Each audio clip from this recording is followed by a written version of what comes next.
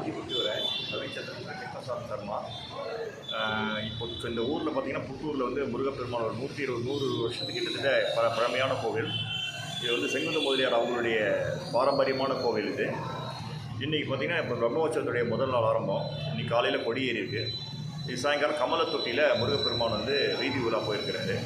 இந்த உற்சவம் ஒரு 10 நாள் தொடர்ச்சியாக நடைபெறும். காலையில் வந்து ஆலயத்துக்குள்ளே இப்போ ஊர்வலம் வரும்.